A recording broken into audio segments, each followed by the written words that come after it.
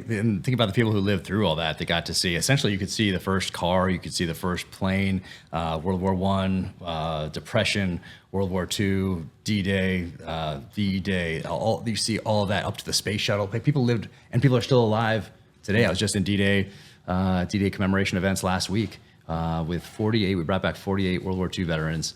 And sorry, I know there was a passport issue. Yeah. Oh, so you know about that? I've heard. You were missed. I'm very jealous because, as I've said before on the podcast, like, that is such a crazy event because I knew this before I agreed to go. Like, that is momentous because this is probably the last 10-year increment that the people that were actually there, the men that actually stormed that beach, are going to be there for that event. Yeah, it's a crazy thing. It was really heavy.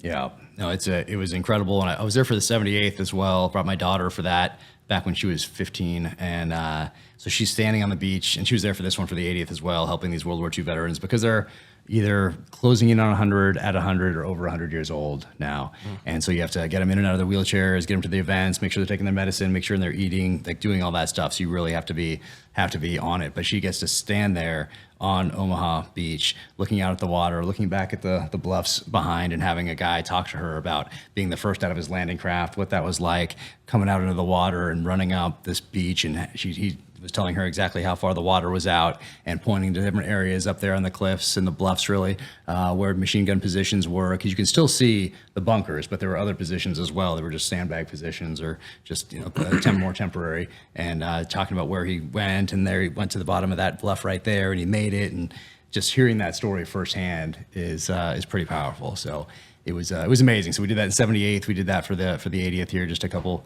days ago, for a week ago, and we went to the 80th Pearl Harbor as well. So for her as for her generation, they love talking to someone younger and just having someone younger just listening to those stories. And it's different than reading in a history book or watching a movie. But I think also we think of Tom Hanks and Saving Private Ryan, who he was probably like 45 when they made that show, something like that. Or you think of like the Longest Day, even. You have all these guys like Robert Mitchum's in that, John Wayne is that. So guys that are a little older, but really those guys were, some lied when they were 15 years old. They lied to get in. Kids. 16, 17, 18, 19, 20. Those are the people who won the war at the tactical level. Anyway, so it was pretty powerful being over there. Just the idea of being the first off the boat and then remembering that, like those boats being the first off that line where MG-42s are just cutting down shit. Yeah. You're like, hey, here's my target. I'm going to run there. Hope as many of my team can get there. And then you're just reconnecting with random people. A lot of the times you're like, hey, we got to make a new squad. And on top of that, remembering exactly where you went, what you did, which bluff you were like right up under 80 years later. Most people at that age don't remember what they had for breakfast, and you immediately cue in like, that's where I went. Yeah. That's what I did. It's amazing. That's incredible. Some fucking core memory right there, though. Yeah, I think that's a good core. It's grained in there after that. That's what you don't forget. That's what you don't forget. Unfortunately, this is not getting deleted. Yeah. And then you have guys that, of course, with that technology, finding these drop zones, finding these areas for the gliders to land. Imagine that, landing a glider in 1944 and getting semi-close to where you're supposed to land, and the Germans putting these poles up in the ground so that your glider would come down and just get crushed. Wait, hold on. So this is the one story. Yeah, I don't know this story. Gliders? Yeah, so gliders were a big deal in World War II, and it wasn't the gliders that we typically think of with a pilot and maybe somebody behind going for the ride. I mean, these guys, they're stacked in there, and there's Jeeps in some of them. You could put a Jeep in these things. They're towed up, lines cut, and over the English Channel, there they go, and they had their landing zones all set up. But the Germans, of course, knew that these fields, so they flooded the fields, and they also put in these poles so that a glider landing would just get crushed. So one of the guys we were talking to, he came in, landed, and these two poles took off the wings, and they landed right in between. So it took off the wings, and he landed and survived. Just crazy. So she's talking to people. My daughter's talking to people that did that. Tom Rice, first out of his stick. He is 101st Airborne. He passed away in November of 2022. But she got to be there with him, talking to him about what it was like to jump out just into the darkness. And then of course you're off course a little bit, and you got to figure out what to do without your GPS, without your cell phone, without your sat phone. That's what we were talking about. I think 2 podcasts ago we were talking about, like, would you rather be an airborne guy on D-Day, or one of the guys coming out of the amphibious landing craft. And like, I think all of us agreed, like, you'd rather be a paratrooper, but at the same time, you got to remember you're not going in with any sort of comms. You're going in the dark. And when you land, you are in enemy territory with no way of communicating with your guys, and you just link up with fucking whoever speaks English. Yeah. That's terrifying. Oh, yeah. No, it's amazing hearing these guys talk about it. And yeah, also, I don't think there was time to hit that reserve if you needed it. They were coming in pretty low. I forget exactly. I think they were lower than that. I'm not positive. It's combat because it's combat drum. So you're trying to just get to the ground as fast as possible. Because the comments, thankfully, last time, planes, if you're shot out of a plane and you have a shoot, then you can't be shot at. You can be shot at. You can shoot at deployed soldiers, though, if it's like airborne soldiers. If they're in a parachute, you're allowed to light them up. Holy fuck.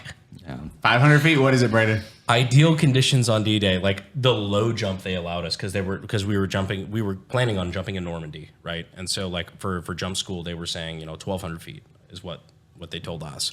Ideal conditions on D-Day were to jump at 600 feet. But in reality, while anti-aircraft fire forcing pilots to scramble, paratroopers dropped anywhere between 300 and 2,000. Jeez. Yeah. That's ridiculous. Yeah. Jeez, back when it was hard, Fuck. But then those guys came home and they started businesses, they started families, they built this country into what it is today. Yeah. And you don't hear too many stories about them whining, complaining, maybe because there wasn't social media on a place where they could do that. But they came home and got to work. And so talking to this guy, I love talking to these guys. But you're right, they're probably not going to be around for too much longer. So I treasure every moment that we have with them. So I try to tell everybody, if you know like a World War II veteran somewhere, like go see them, go talk to them, record it. Come to this show. Anyway, if you got family or friends out there that are a World War II vet, we would love. We will. I love to hear their story. Fly them out. We'll take care of that. Like we were just talking about this the other day. We would love to have some of those stories recorded forever. Oh, dude. Because once they're gone, man. Yeah, I was out there with the Best Defense Foundation, and that was more the main focus this time was to make sure that they've done it since their inception, but really make sure that they're on Omaha Beach, on Utah Beach, wherever it is, and talking to the guy, telling the story right there, and capturing that for forever, for future generations, really.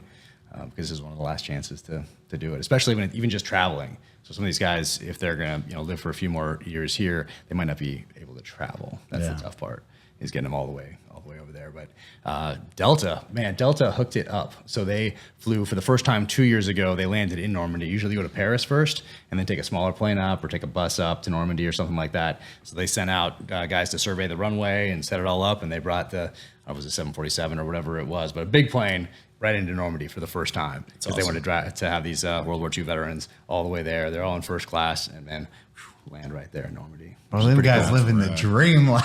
It's pretty cool. And then they come out, and there's all of northern France is there. More American flags in Normandy in June than I've ever seen on 4th of July in the United States. 101st Airborne flags, 82nd Airborne flags. And it's not just the people who were there that are older or that passed it to their kids who are a little older. It is the 5-year-old kids, the 6-year-old kids, the 7-year-old kids, and it's the same look in their eyes, and they're so appreciative of these veterans who were pushing in wheelchairs. And we have these baseball cards that have their stats on the back, like what they did in World War II, and their photo and that stuff, and they're signing them, and all these kids just want these cards. Made me fucking it's cry, amazing. dude. Like, it's incredible to see. It's It's super powerful to see. I wish every American could see it, because the pride and the appreciation that the people of Normandy have for Americans all these years later. I mean, they're doing something right as far as passing this on. And it's not something they just talk about one day in school or a week in school. I think they talk about it every single day. They'd have to, because of just the feelings and emotions that come out of these kids, or everybody, from kids all the way up to the oldest adult. Like, it is so authentic and so real. And it's not just because mom and dad told them to be there or their teacher made them be there. It's really powerful. It's pretty cool. Damn. Best Defense Foundation, they're the ones that did it. Yeah, 48. Shout out to them. Yeah. Shout out to them. I want to know what the cards, the stats. The stats, yeah. So I have all the cards. I have all the cards, and my daughter has all the cards, has all the signatures, and it's really cool. Something I do wish we had a lot more of here, because a lot of people do forget that. Well, the difference is they were occupied, and then they were liberated. And I felt it a little bit in Hawaii for the 80th Pearl Harbor event. We did a parade there, and I felt it a little bit there because, once again, they weren't occupied, but they were attacked. Yeah. And so pushing these guys through the streets of Honolulu, I hadn't felt that anywhere until that point. And then you go to Normandy and it's like times 10.